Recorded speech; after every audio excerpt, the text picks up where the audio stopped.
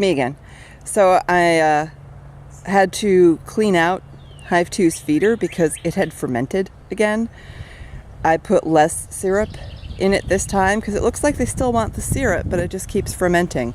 I suspect because it's the top feeder, so it gets hotter than the frame feeder. But what I wanted to show you real quick, something that occurred to me I could show you. The Hive 2 setup is a little bit different, and it's got this thing in the bottom. This is the back of the hive now, and this thing in the bottom is a varroa mite trap. And yes, I took my gloves off. Watch, I'll get stung now.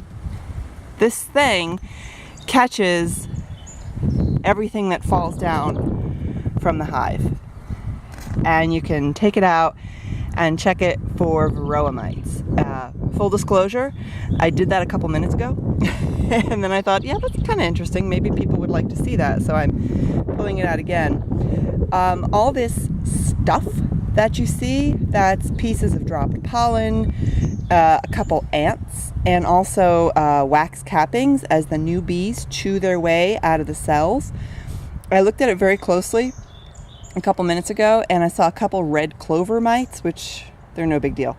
I didn't see any varroa mites, which is good. I hope that I just didn't miss them. When I come back in a couple weeks again, my hope is to do actually a mite check on both hives and nip any problems in the bud. But for right now, I'm just going to slide this back. And yeah, so that's a promising sign. Hive 2, when I took the feeder off to clean it out, yeah, they were angry. Several of them flew up right in my face. I can't blame them. Maybe you can see that the skies are definitely dark. The wind isn't a big deal right now, but it did pick up quite a bit and it seems to be gusting. So I'm gonna leave the bees be, and there are the our neighbors. I see they've removed their feeders. They had top feeders as well, and you can see they're now leaning upside down against the side of the hives.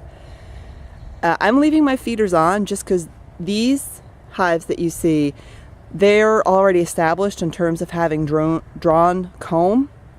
They didn't have bare foundation. The comb was already there from previous hives, and the new packages that were installed are using what was already there. Both of my hives are starting completely fresh. They had no drawn comb. They have to build it all. So my plan is to actually keep the feeders on for a couple more weeks until it's time to put the honey supers on. And that's when I'll take the feeders off. Because if you have honey supers on for the harvest, for the collection and storing of honey, and you have feeders on, the honey ends up being basically sugar water. So we want them to do that with nectar. But for right now, I feel like both hives are doing really well. They're looking strong. I didn't see any disturbing signs. So that's awesome. I'm gonna let the girls keep doing what they're doing.